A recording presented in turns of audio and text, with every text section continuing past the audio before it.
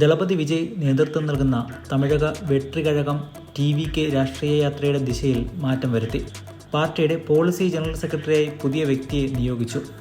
Indian revenue സർവീസിൽ IRSൽ നിന്നും സേവനമനുഷ്ഠിച്ചിരുന്ന ഡോക്ടർ KJ അരുൺരാജാണ് TVKയുടെ പോളിസി ജനറൽ സെക്രട്ടറി. വിജയ് തന്നെയാണ് ഇത് സംബന്ധിച്ച വിവരം പുറത്തുവിട്ടത്. പാർട്ടിയുടെ നയങ്ങൾ തീരുമാനിക്കുക ഇദ്ദേഹത്തിൻ്റെ നേതൃത്വത്തിലായിരിക്കും. മാത്രമല്ല, പ്രചരണ തന്ത്രങ്ങൾ ആവിഷ്കരിക്കുവാനും അരുൺരാജ് നേതൃത്വം നൽകും. ബീഹാറിൽ നിന്നുള്ള രാഷ്ട്രീയ തന്ത്രജ്ഞൻ പ്രശാന്ത് കിഷോർ TVKയ്ക്ക് വേണ്ടി തന്ത്രം മെനയുന്നുവെന്ന് നേരത്തെ വാർത്തകൾ വന്നിരുന്നു. എങ്കിലും പിന്നീട് അപ്ഡേറ്റുകൾ ലഭ്യമായിരുന്നില്ല.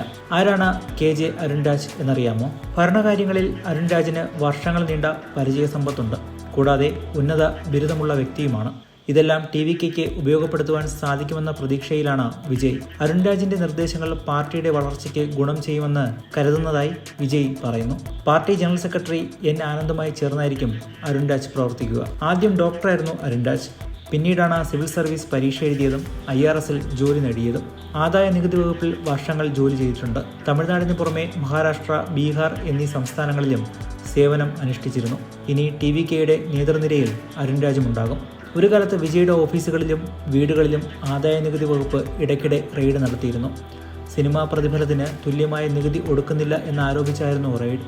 എന്നാൽ വിജയ് തൻ്റെ സിനിമകളിൽ പറഞ്ഞ ചില സംഭാഷണങ്ങളാണ് റെയ്ഡിലേക്ക് നയിച്ചതെന്നും വിമർശനങ്ങൾ ഉയർന്നിരുന്നു. 2020 വിജയുടെ വീട്ടിൽ റെയ്ഡ് നടത്തിയ സംഘത്തിൽ അരുൺരാജും ഉണ്ടായിരുന്നു. അന്നത്തെ ഓഫീസർ ഇപ്പോൾ വിജയുടെ പാർട്ടിയിലെ ഉന്നത പദവി വഹിക്കുന്നു എന്നത് വേറിട്ട കാഴ്ചയാണ്. ഒട്ടേറെ പ്രമുഖരാണ് വിജയുടെ പാർട്ടിയിലേക്ക് ആകൃഷ്ടരാകുന്നത്. ഹൈക്കോടതി മുൻ ജഡ്ജി R രാജശേഖർ, മുൻ chief judicial magistrate S David Selvan, AIDMK മുൻ MLA R രാജലക്ഷ്മി എന്നിവരെല്ലാം ഇപ്പോൾ TVKയുടെ പ്രധാന നേതാക്കളാണ്. TVKയുടെ പ്രവർത്തനങ്ങൾക്ക് കരുത്തു പകരാൻ ഇവർക്ക് സാധിക്കുമെന്ന് വിജയ് പറയുന്നു. അടുത്ത വർഷം നടക്കുന്ന തമിഴ്നാട് നിയമസഭാ തിരഞ്ഞെടുപ്പിന് ഒരുങ്ങുകയാണ് വിജയ്. മധുരയിൽ നിന്ന് അദ്ദേഹം മത്സരിക്കുമെന്നാണ് അനൗദ്യോഗിക വിവരം. DMKയും BJPയും കടുത്ത ഭാഷയിൽ വിമർശിച്ചാണ് വിജയ് രാഷ്ട്രീയത്തിൽ നിറയുന്നത്. ഒപ്പം മാനുഷിക സഹായങ്ങൾ നൽകുന്നതിലും അദ്ദേഹത്തിൻ്റെ പാർട്ടി സജീവമാണ്.